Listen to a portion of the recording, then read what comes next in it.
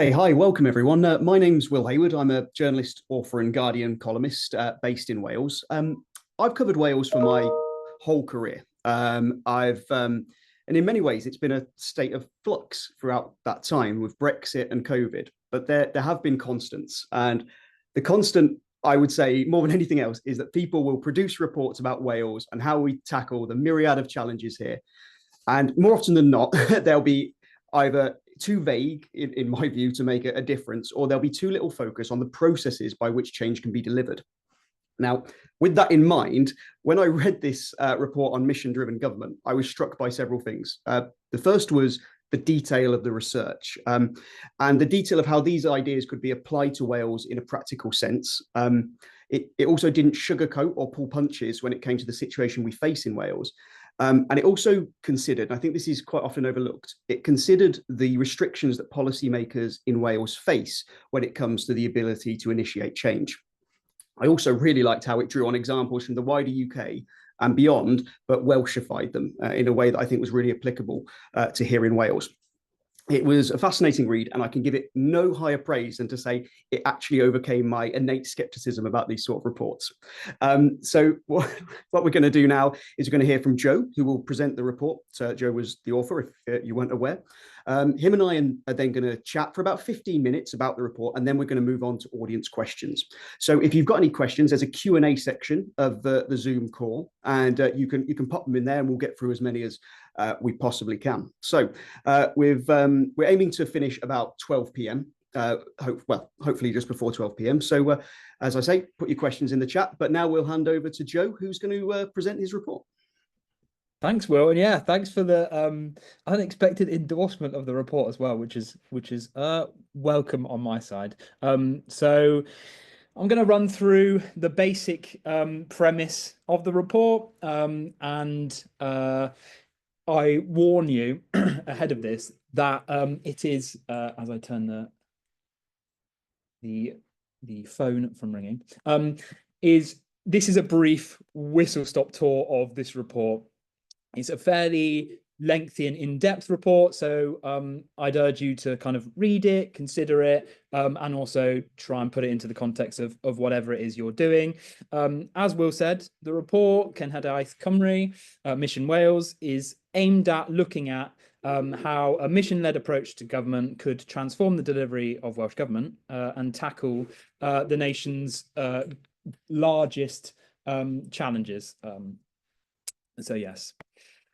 If you don't know who the IWA are, well, hopefully you will if you don't. But the IWA, Institute of Welsh Affairs, we are politically independent think tank, charity, and membership organisation. So our purpose is to conceive ambitious and informed ideas which secure political commitments to improve Wales's democracy and economy and lead to better outcomes, tangible outcomes.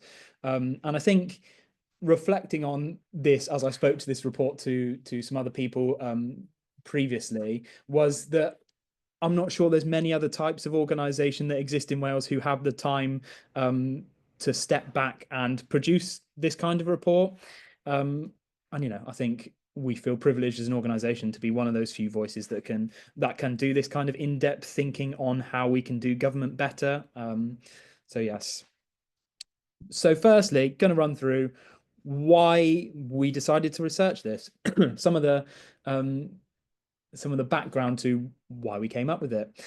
So first point is, Wales faces a persistent and systemic set of cross-cutting challenges across areas that are devolved, reserved, and where governance is somewhere in between, where it's shared, with corresponding powers, responsibilities sitting at multiple levels. It's a complex picture, but it is one of persistent challenges that haven't gone away over more than a decade. We also sit now 25 years on from devolution, and with an ever increasing amount of powers devolved to Wales at the devolved level, especially after the 2017 Wales Act. So felt like a good opportune moment to consider how Welsh Government, and by extension the Cenhadaeth, which of course is going to be enlarged in 2026, can best be structured to deliver on the major challenges that the nation faces. And that 25-year period coming to an end is a good time to reflect on what's been achieved and what hasn't. The report is aimed at kickstarting a conversation on how government in Wales can radically reimagine itself and rise to the challenge of bringing about a stronger, fairer, more environmentally sustainable nation for future generations. This is intended as the first port of call in a conversation ahead of 2026, in my view, at least. And why research this? This is some of the underlying principles that have been clear for a while, but have, in terms of the everyday doing of this role at the IWA, of reading, talking to people, experiencing how other people experience doing government in Wales. And I think Lee Walters' recent podcast has been a really good reflection on this as well. But some of the things that underpin the whole report are: Wales is a small nation. We can't do everything. We can spread ourselves too thinly. So we need a target effort on fixing those larger challenges, and they're cross-cutting in nature. Important second principle, clarifying our collective minds on the powers that we do have. Yes, there's lots of things that constrain policy making in Wales and have done over the last decade and since devolution. However, that shouldn't distract from, at the same time, trying to extract the maximum benefit from the powers that we do have. There's two conversations, but one shouldn't detract from the other, basically. We live in a constrained funding environment, but also that the long term of health and social care, for example, and public services are on an unsustainable path. So I think that's quite useful for thinking. Business as usual is not really possible. We can't keep throwing money at problems that aren't fundamentally being fixed in the medium term. Net zero transition is an utter transformation in our economy, everyday life. The easiest decisions, the easy quick wins have been made. Most of that's happened through deindustrialization in Wales. At some point, we're going to have to bring people with us on a broader narrative about what progress looks like meaningfully, in order for there not to be, a lot of discontent with how government is doing things. And as I said, 25 years into devolution journey, time to step back and assess where we are. So what is mission-driven government? Broadly speaking, mission-driven government means setting government around the setting of missions and organizing itself around the delivery of them. So mission-driven government approach is meant to help articulate a grand vision for purpose of what government's role in our everyday lives is, and defining what the key difference is that government wants to make to everyday people's lives. And setting missions is aimed at dealing with long-term, complex, multifaceted challenges, the so-called grand challenges like climate change, transitioning to a preventative healthcare, generating equitable and sustainable economic growth, for example. And really important principle is missions are outcome oriented. They aim to articulate the end point, where government wants to get to, rather than stating this is what we're going to do and these are the steps in between. So that outcome focus essentially is an attempt to embed more innovative practices across the board and ensure that there's more of a role for, there's an opportunity for people outside of government to meaningfully buy into that longer term vision of trying to tackle those major challenges. So the solution to successful missions is not known at the outset. It's aimed at creating the conditions for exploring how we answer these really big challenges, rather than kind of ignoring them and hoping that there'll be some kind of larger change that will make it happen.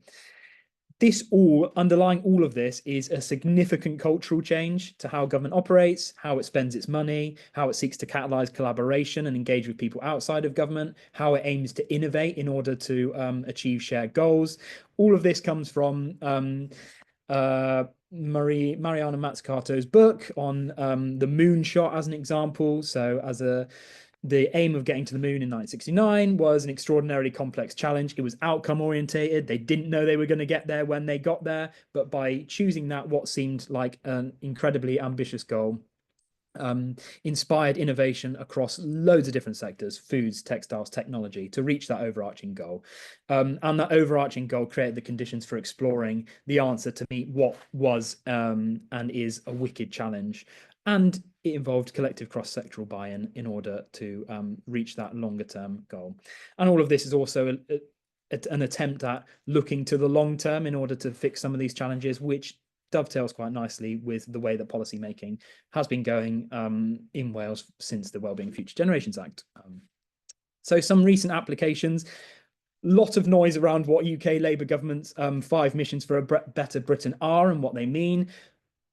in this way, it's quite timely today that we're getting a bit of an update from the UK Labour government with a speech from Keir Starmer on what those government missions look like. Interesting to see whether they water down that approach, because they're talking about making them more tangible. But basically, ahead of the 2024 election, UK Labour government came up with 5 overarching missions, including getting the highest sustained growth in the G7 and making Britain a clean energy superpower. We're still fairly in the initial months, but the Clean Power 2030 mission seems from the external to be the furthest advanced, because they've set up a mission board, they've set up lots of different tangible policy actions during the first months of government that show that they are trying to take a cross-government approach to some of these challenges. And it's important to note that this recommendation of looking into mission-driven government isn't coming from a party political point of view, because the preceding UK Conservative government did 2 really large strategies which never really got off the ground in terms of implementation, in the industrial strategy and the levelling up white paper, which shows that there's interest in this from different political parties. The Conservatives were interested in it, Labour were interested in it, and as I'll come on to, international organizations are also interested in this. So it's a kind of depolitical discussion around the mechanisms by which you deliver government. As we look ahead to Senedd elections in 2026, polling is very close. We're likely to need some form of coalition between more than one party. And I think this kind of depoliticized approach to how you analyze government is potentially, timely for what that might look like in 2026. Another interesting application I looked at was net zero legislation. So Climate Change Act in 2008 looked at a legal duty to get to net zero by 2050. And most people don't think of this as a mission, but it ticks a lot of the boxes for what I conceive of a mission. There's a long-term legal goal to reach net zero by 2050. It set up the UK Climate Change Committee as a kind of mandatory reporting and scrutiny body to say, this is how you get there. If you politicians don't do it, then you can't say we didn't give you advice for how to get there. And that it also had, that oversight, and the legal underpinning was really significant. Maybe we can dig down into this a bit later. Camden Council have embedded this as at a local government level. So they did a large-scale citizen engagement, which led them to creating 4 missions, and they've set up a community wealth fund as well that is aligned specifically to setting these 4 missions. So I think the democratic oversight, as well as the deliberative mechanisms and it working at different levels of government quite effectively, is what's interesting there. It's also been rolled out at supranational level.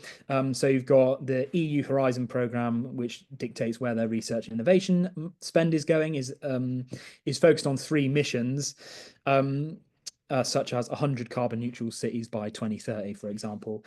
They did a recent review of this and how this is looking in terms of actions and activity, suggest they're on track to deliver their missions by 2030.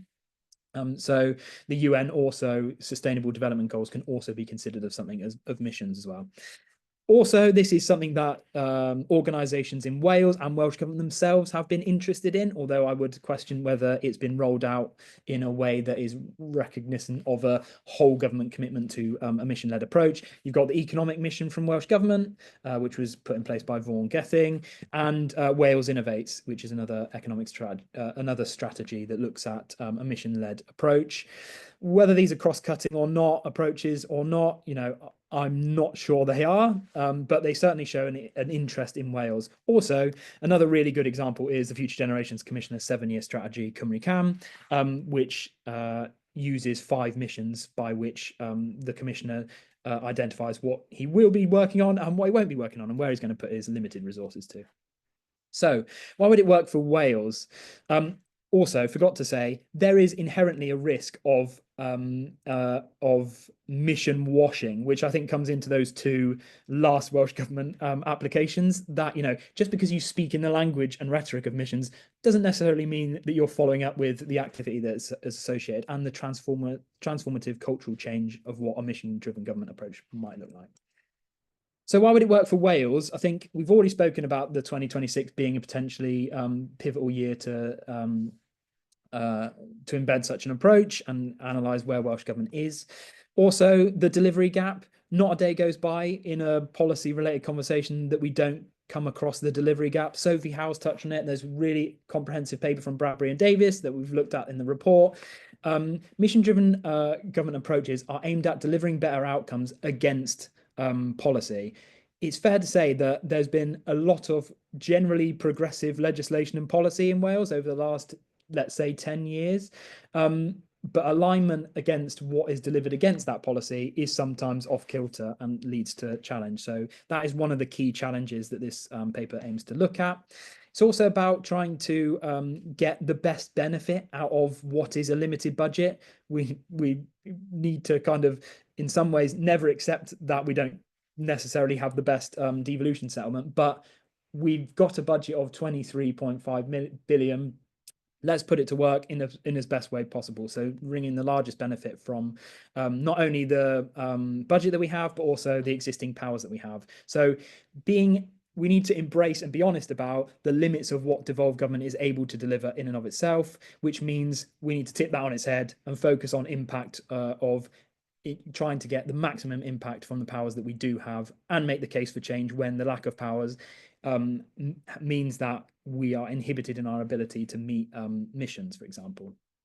Basically, the wicked and systemic challenges that we have, adapting to climate change, widespread poverty and deprivation, health service struggling to meet ever-rising needs. These are three things that are wicked and systemic challenges that have been in place for a decade. So I feel like the wickedness of the challenges meet the approach quite well in a negative sense.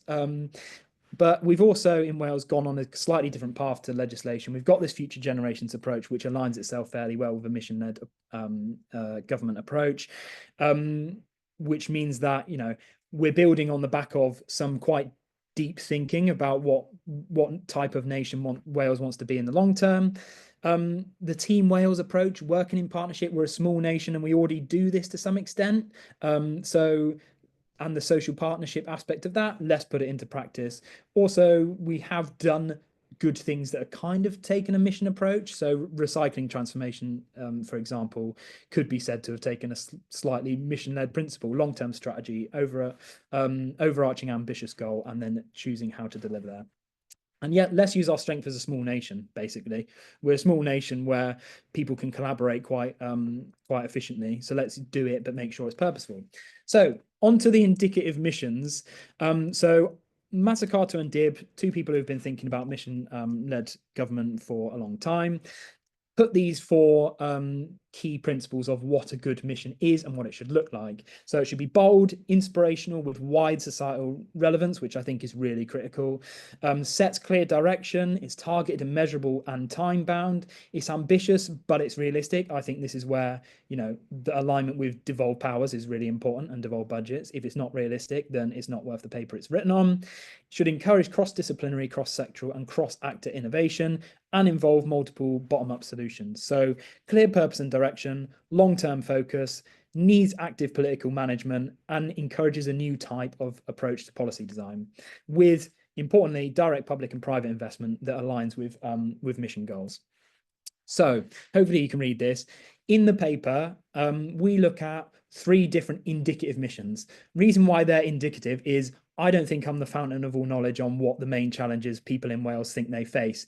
And we call for, in the paper, deliberative mechanisms in order to ascertain what are the things that Welsh Government should set up missions for. But what they do is they attempt to situate some of Wales's challenges in what could be a mission-like framework. So one of them, and you won't be surprised about what the three are. I think people are quite aware of what Wales's largest challenges are. So mission one looks at economic performance and inequality. Again, you see down below the kind of mission framing of the challenge. By 2040, Wales will have a more equal economy, which delivers well-being benefits for people, planet, and place. And then you get some of the sectors that will be involved in delivering that mission, who should be in the room when how to fix those challenges are met. Then there's some interrelating cross-sectoral kind of programs of work, if you like. A second one that we looked at was health. And even the missions themselves are very cross-relating. So, definitely health and economy are two that really go hand in hand and have complementary spillover benefits as well. So in this one, looked at what kind of some of the best metrics for what a better life would look like. Basically ensuring that lessening of demand of health and social care services, which are ever rising at the moment, meet falling demand closer to communities, and health inequalities are falling. So health inequalities are incredibly bad across the board in Wales, and that should really be a social driven mission. Again, here's some of the things who would be involved in delivering against that mission. Health, as an example, is there's so many interventions. It really needs to be a cross-governmental commitment in order to tackle some of those, like active travel, for example. Many would see travel and transport in a kind of box of itself, but really getting people moving in a different way is kind of essential for having a more active population, and things like that. Housing was the third one. Looked at this because, and important to say, all of these three have significantly devolved powers. There's no point looking at missions of which, loads of it is reserved to UK level. Looking at housing, basically saying that people shouldn't be homeless and everyone should have accessible to what is climate friendly housing that is comfortable and affordable. And there's lots of different levers there and lots of different policy underpinning that. I'd urge you to look at them because I can't really touch on all of the detail. But essentially, these indicative missions are aimed at fleshing out the theory and beginning to have a conversation about some of the practical considerations of what it could look like in terms of delivery. And as I said, missions are also not about providing a plan of action at the outset. So it would be wrong of me to give you a comprehensive plan of what they should look like. And again, I'm not the fountain of all knowledge, and it's important that there's citizen involvement in them. Some of the key considerations then on how to deliver, which I go into detail in the report, is political commitment and aligning purpose of government is incredibly important. So what does government aim to do and how? Articulation of the major challenges it chooses to address and those that they won't be spending a huge amount of time on. It's an articulation of what government stands for and how it will improve. Without political commitment, it won't get anywhere. In a devolved system, being really explicit about what you're going to achieve and what you aren't will hopefully lead to better transparency, accountability, and scrutiny. When government is spread so thin, it's really difficult to know whether they're hitting targets or not, or whether they're making any progress or not. This kind of mission-led approach, where you're front foot about what it is difference you're going to make in people's lives, is inherently a bit more transparent than doing a bit of everything. And it's important that communications and political commitment is about conveying confidence externally to people who are involved in delivering missions, and also internally in Welsh government, because this is about behaviour change in government as much as it is anything else. Building from a back of democratic engagement, we have a democracy gap in Wales. Senedd election turnout 10% below, typically 10% below Welsh turnout at UK elections. We need to re-engage people and places in Welsh government's ability to deliver for them. Essentially. And one way of doing that is building these missions off the back of a democratic engagement process. Transforming government, I'll zip through these, but missions is a process of transforming how government in Wales delivers stuff. So this means a cultural shift, setting up the mechanisms of what cross-departmental missions might look like. So having political leadership, but also government delivery leadership is really important. So aligning the mission leader, who's political, with civil service leadership, or who is delivery, is really important.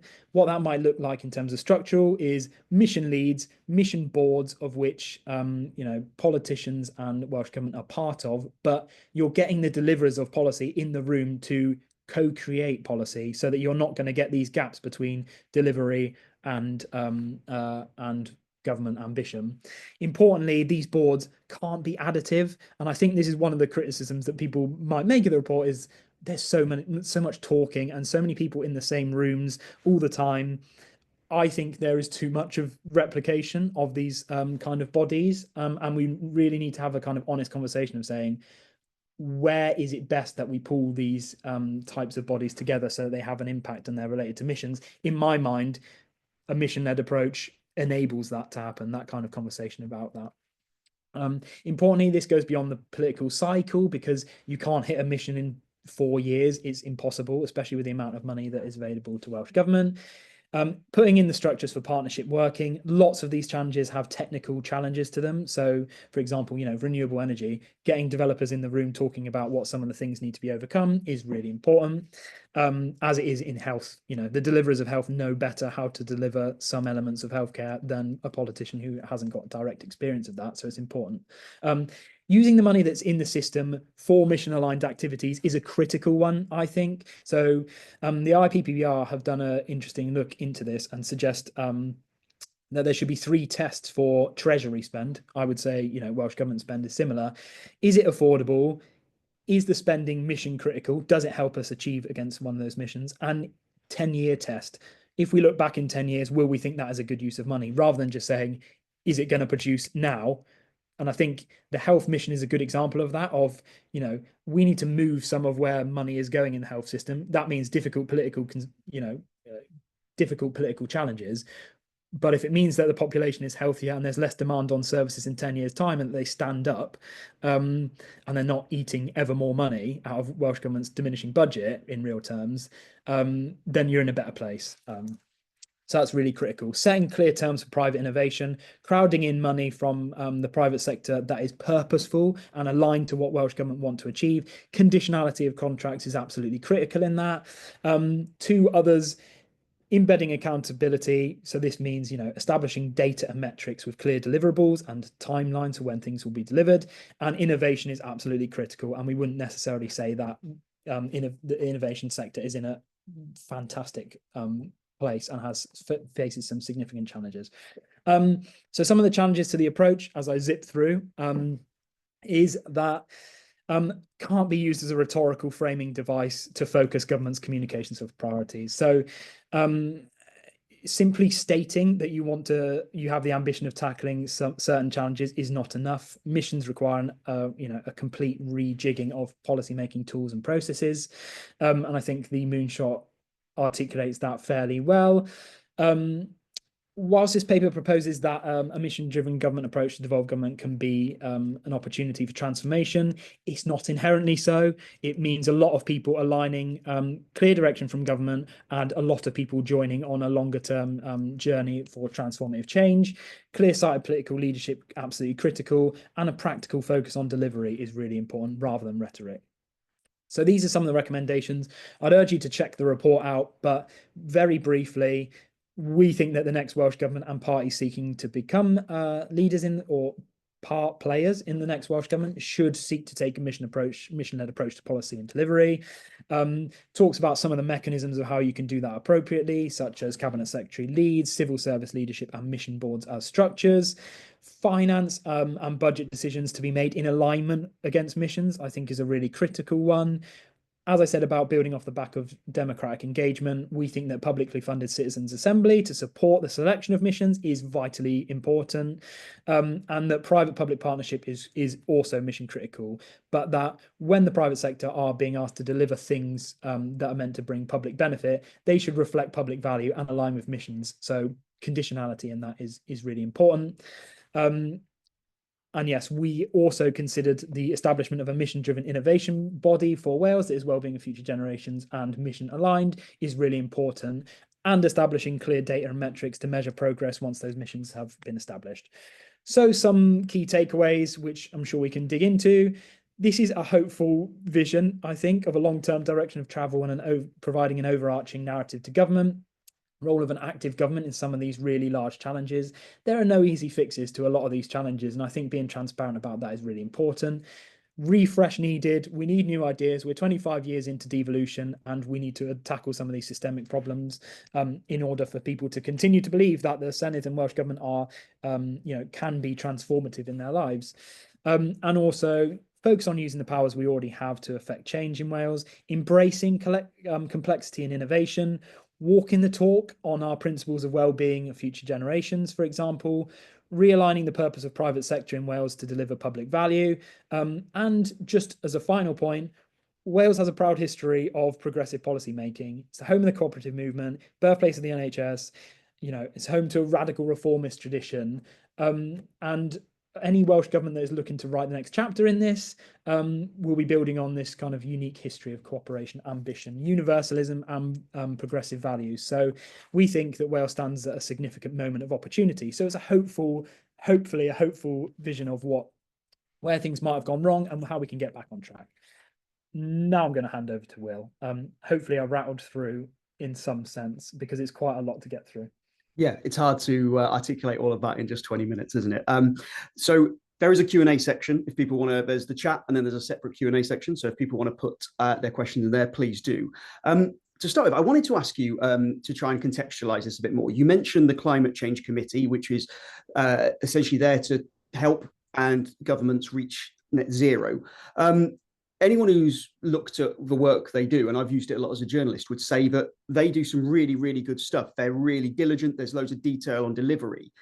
And you cited that as an example of really good mission-led governance. But obviously, we're still quite unlikely to hit those targets. Can you talk about how the Climate Change Committee is an example of the advantages of mission-based government and what pitfalls it demonstrates? Yeah, so I'm glad you say that, because I rely on it in terms of just at the basic level. The UK Climate Change Committee, which is an independent body that oversees how governments across the UK are making progress towards 2050, which is the legal duty of governments, is that reading their reports about Wales is one of the few places that very factually says this area has a lot of devolved responsibilities, this area doesn't. And I think even looking at where the policy where kind of a lot of the attention is at a devolved level doesn't necessarily align with where Welsh government have the ability to interact. So I'm glad you picked that up, because I think they're incredibly important, and that independent knowledge base is really important. So what I think is really interesting is that you've got the legal duty to change. You've got a long-term view, which goes beyond a political cycle, which is really important. There's the carbon budgeting periods of every 5 years that governments have to understand and make progress against, and if they don't, they get hammered by the UK Climate Change Committee, which citizens might say that means nothing, but that is an inherent part of setting up an independent body that says this is how we get there. If you don't, that's a political failing. You wear that, because we've given you the pipeline to get to net zero. And I think that budgeting of breaking down what is a really difficult goal to 2050 down into different bits that Welsh government legally have to produce a carbon budget for each of those 5-year periods is really important, because it means that it's one of those areas where you can see where Welsh government is doing what it needs to do and what it doesn't. And importantly, it's about getting people in a room to discuss some of these really large chunky challenges, rather than if the UK Climate Change Committee didn't exist, these people wouldn't necessarily be in the same room, and about acknowledging the role of innovation over a longer period of time, saying, okay, well, to get to net zero energy, for example, we're going to need floating offshore wind, and that's a whole other industry that is going to bring large scale benefits to Wales. But one of the reasons we can make that pathway for it coming is because we can see that lots of things are electrifying, and then we need a larger output of electricity generation. So I think it's the mechanisms and structure of the Climate Change Committee that lends me to think it's mission aligned. It shows the pitfalls in that this is an arm's length body. They don't have to do what it says. And I think bringing that approach into government is quite important, because it's the people who are making the difference who will be involved in setting and delivering those missions. So it's an example of an arm's length body, but not an example of government doing it. So it's got transferable learning, but it's not necessarily, it's not government doing it. But it does show, I agree, it does show some of the pitfalls, because we are not on track to meet the next carbon budget in Wales or a UK. So it's not necessarily led to the change they'd want to see. Well, I suppose a really good example is the Climate Change Committee laid out really in detail the changes that we need to have for agriculture to hit those climate targets. Then we get the sustainable farming scheme, and then the politics happens, doesn't it? It's how you kind of marry up those two things. I wanted to just speak about in a bit more of a Welsh context. You talked about the Welsh government's economic mission, and I'm ashamed to say I actually know this off the top of my head. I think the four of them, it was a just transition to a just transition and green prosperity, a platform for young people, fair work, skills and success, stronger partnerships for supporting for stronger regions and our everyday economy, and investing in growth. Investing in growth was the mission. Can you just outline what are the issues with those type of missions? Because it sounds vague. Are these even missions, or are they just aspirations? Can you talk about a bit more what makes a good mission in a Welsh context? Yeah, sure. And glad you know off the top of your head, because I certainly don't. And I don't think you should be bashful about that. It's good that you know it. In regards to those economic missions, then, I think making them tangible is quite difficult. They're not particularly cross-cutting. Is one part of government saying what it will do, not necessarily about what a whole government commitment looks like, because there's so many cross-cutting wires of what it means to create a successful economy that aren't bound in some of those terms. They're not time bound. Importantly, they're not really outcome focused to a certain extent. How would you know if it was achieved or not? What are the metrics? What is actually being delivered? Has it led to money going to different places? How does it react, interact with reserved areas, and how does that even acknowledge the role of even different bodies like CJCs, for example, who don't get Welsh government funding, yet they are an absolutely critical vehicle for regional economic development. So that would be my main reflection on that, and we do come into it in the report as well in a bit more detail. But yeah, you wouldn't know if that had been successful or not. No, exactly. I think that's the frustration, isn't it? That it's just, and you do go into quite a bit of detail about how you make kind of accountability within that system within the report. I'm going to just do one more question myself. I know we've got some good questions in the chat as well. We hear a lot about citizen-led policy making and citizens' assemblies. It seems there's not many reports I read now that don't talk about citizens' assemblies. But how can we actually apply them in a meaningful and workable way? And I think I just saw in the chat from Jess Blair talking about other international examples that Wales could learn from. Is there an appetite for this kind of decision making, do you think? I know I've just asked you about 10 questions, so good luck. Yeah, I'll reflect. Is the one thing is IWA are putting out a report early next year. We're working with a senior academic on the use of deliberative mechanisms in Wales, what they might look like tangibly. I think in regards to how we can make them meaningful is tie them to deliverables. You don't have a conversation with citizens for the sake of it. It's got to have a purpose. And in this, it does have a purpose, because you're saying we're going to listen to you and we're going to set our government up to deliver against what your priorities as citizens are. They've got to have a robust process. Can't just be whoever's the most interested and has a hobby horse to shout about comes. It's got to be a robust process built on the back of sortition to make sure that there's a kind of representation of different citizens within that conversation, but also that the purpose of it is to wrestle with some of these really large, profound challenges in order for Welsh government to understand what are some of the trade-offs of policy making in this space, and what are citizens up for, basically, if they're given the terms of a long-term challenge. Importantly as well, it is not a substitute for democracy and politics. It's additive. It's aimed at doing something that a vote every 4 years can't do.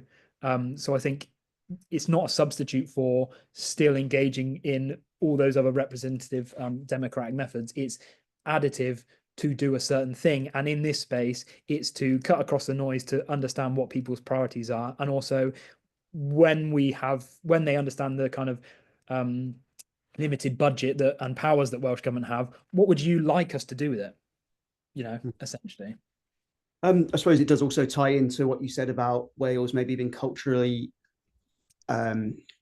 positioned well to bring in this kind of mission-based government, because of that history of collaboration, and citizens' assemblies could feed into that. I just want to go to a question from Josh Miles.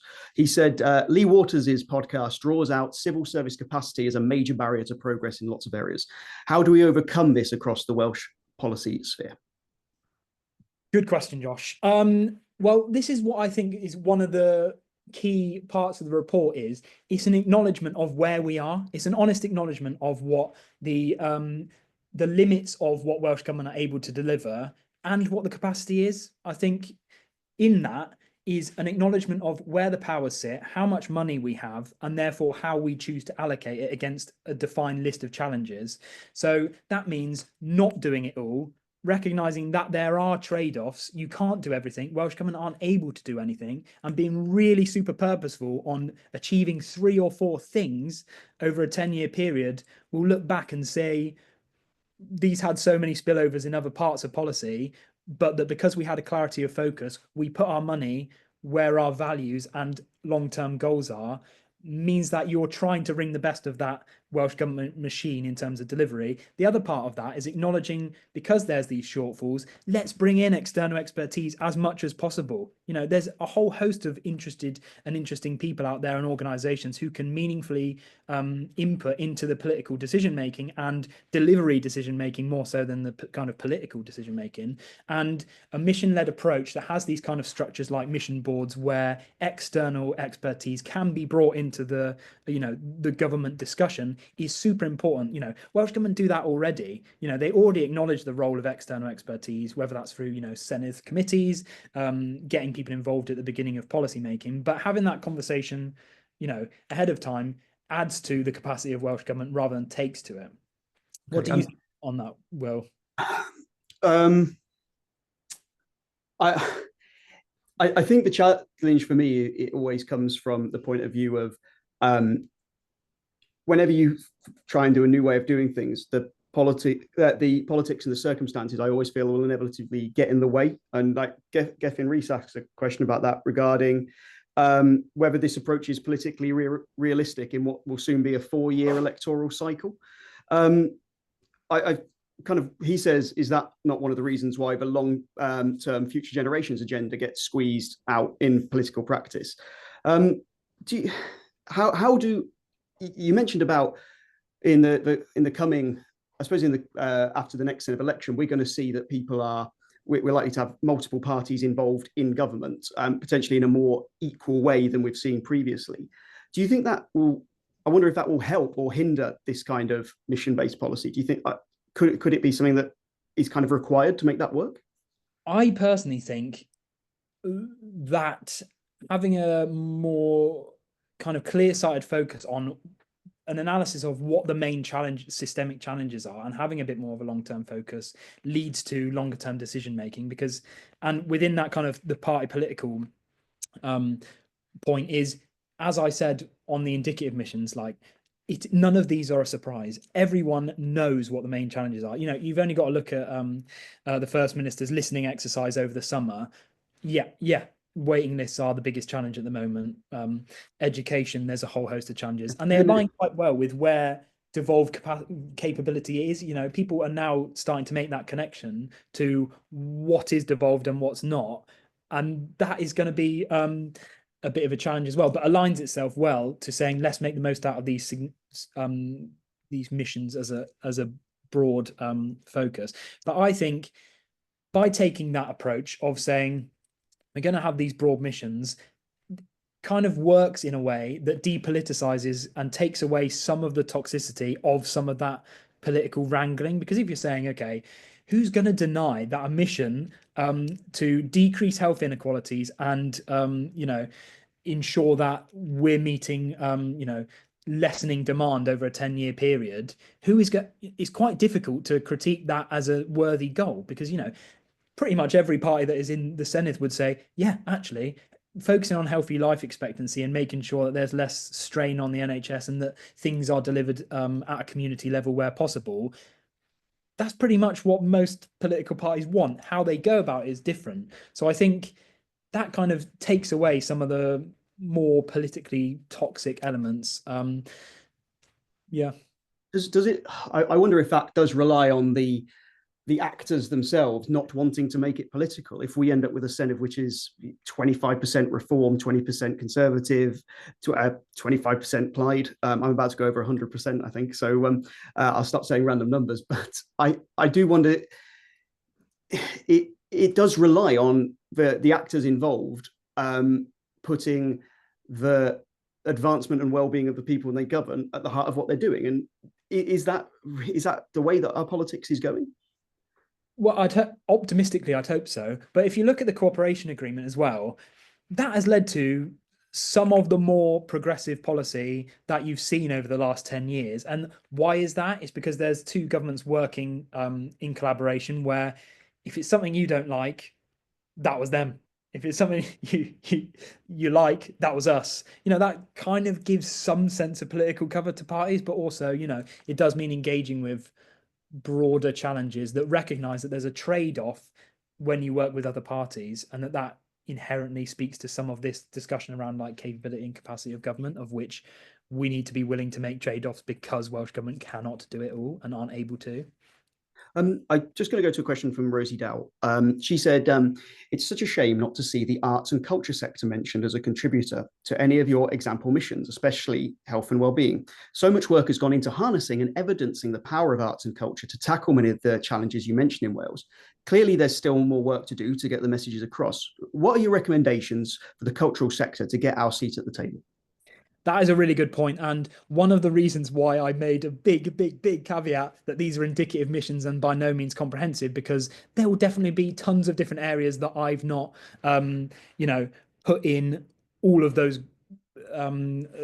tables that could be in there. And this is what I mean, is like, you need a broad base, a diverse group of people in order to do missions successfully, because it means leaning on different parts of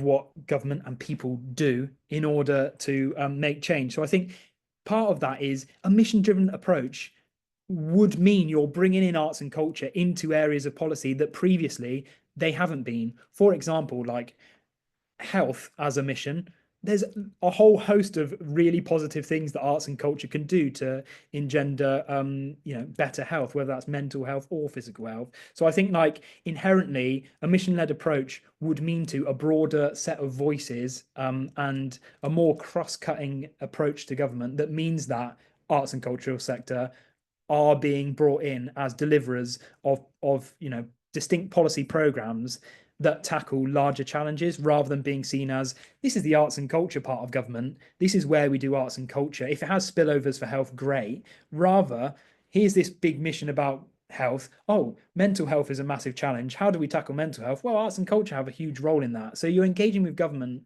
in a slightly different way. You're engaging with different parts of government in a slightly different way. And that's how I'd see that. I'd see that as a positive change for arts and culture, basically, which is in a really difficult point at the moment, isn't it?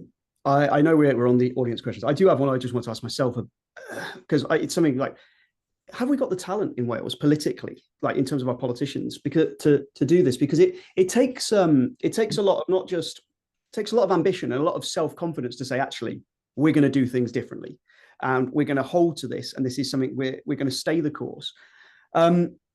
Do you have hope that there's the courage there? Because sometimes I feel so positive about the future for Wales, and then sometimes I just think, oh God, we're going to be having the same conversation in 10 years. I am very hopeful. I think the talent is there, and importantly, is viewing that talent isn't just in Welsh government. It's not just in politicians. It's in getting the talent around the table in whatever part of life they are currently in. And I think that talent is there. You see it in any kind of cross stakeholder group meeting on multiple different areas of policy. You sit in rooms and you think, these people deeply know this topic, and they can really meaningfully contribute to how Welsh government delivers stuff.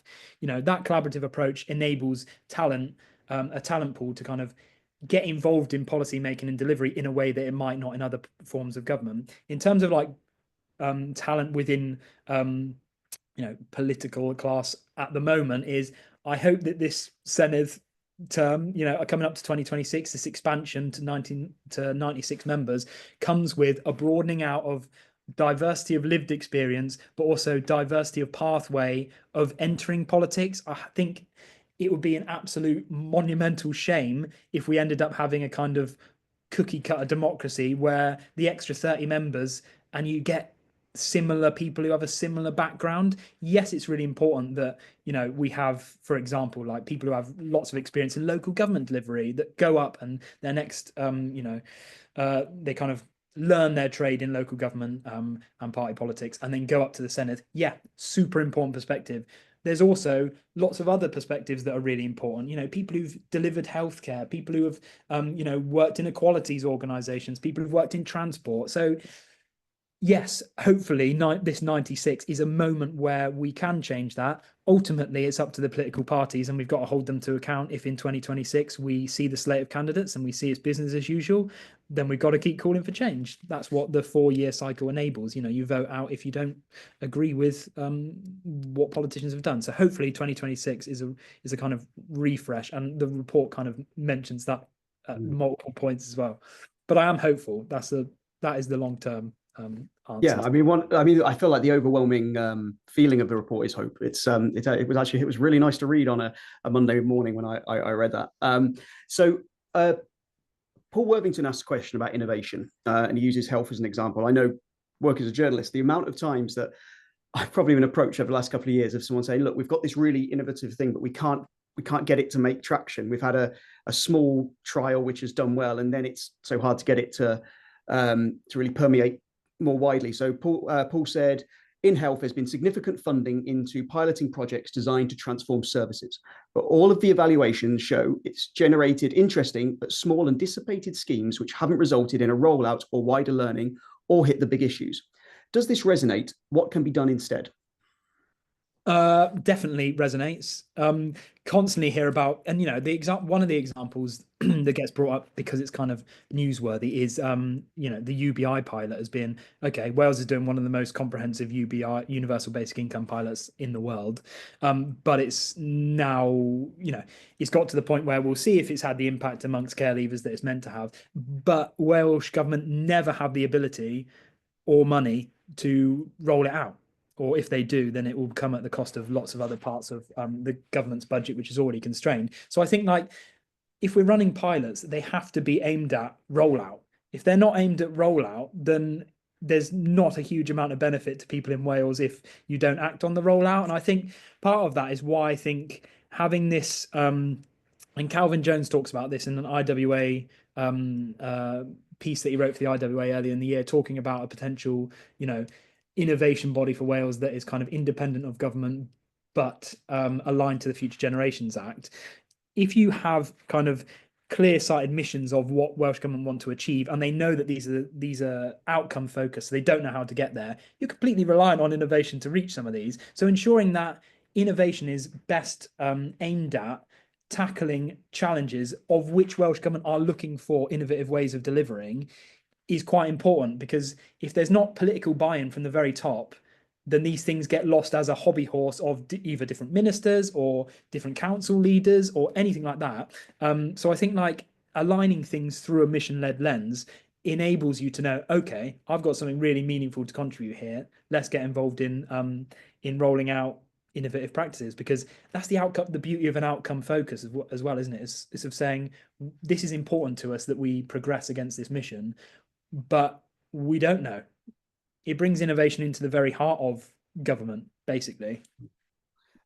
We have got a lot of questions left. We are coming towards the end. I mean, some of these, like how do we get beyond the Barnett formula, are very important questions, but I'm not sure in the next 2 minutes we'll be able to dissect that particular one. I think when anyone who has given up part of their day to come and to watch this will inevitably be very engaged with Wales.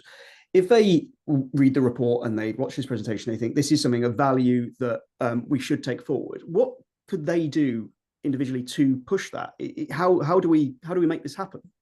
Well, I think, like, talking about the challenges is quite important. Constantly not letting government off, whoever has responsibility politically, of what is a systemic set of challenges. We need to talk about how big these challenges are. Like, a move to a preventative health system is pretty vital. It means moving a lot of money around to different places, of which there are winners and losers.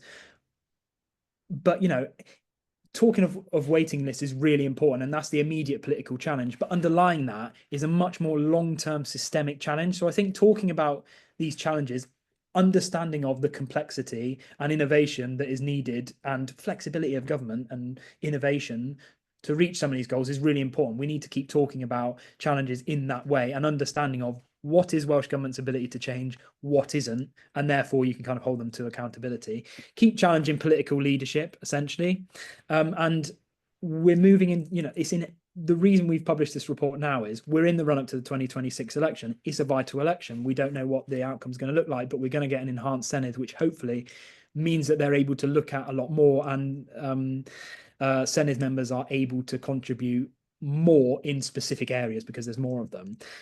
So understanding the tone and nature of the debate, a culture of challenge, a culture of scrutiny of devolved government, as well as contributing ideas and innovation, making sure that you're part of that move to a more mission-focused way of within your organization, to say, okay, we have these big challenges. Here's some of the ways we need to think about it. I was talking about tax recently, and huge amounts of ambitious ideas for tax, a huge amount that won't be done on tax at a devolved level. So let's be realistic, understand the trade-offs, but a mission-aligned approach helps us to think about these things in a slightly different, more hopeful way. So hopefully people can go away, read the report in detail, because I've probably not been able to do it justice, and see what it means for you as like an organization as much as an individual.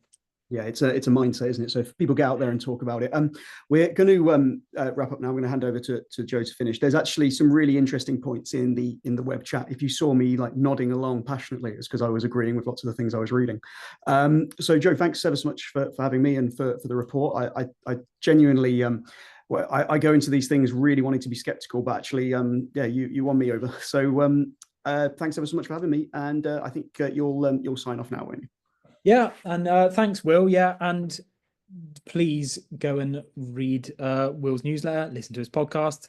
He's everywhere at the moment, which is a really good thing. And thanks for coming and talking through, because I think it's really useful to get an external perspective. Please, I'd urge you to read the report. If you're not an IWA member, sign up to IWA membership. It's absolutely critical that, an organization like the IWA continues to exist for the long term in order to have these kind of conversations. So hopefully it's been really useful and people have something to take away. My email is joe.rossiter@iwa.org.uk. I'm more than happy to talk through some of the elements as well. So yeah, I think with that, we'll bring it to a close. Thanks, Will, and thank you everyone who came. Also, if you've got a colleague who couldn't make it, we're going to be putting out the video at a later date as well. So feel free to kind of push that as well. So thank you, everyone. Diolch. Diolch yn fawr.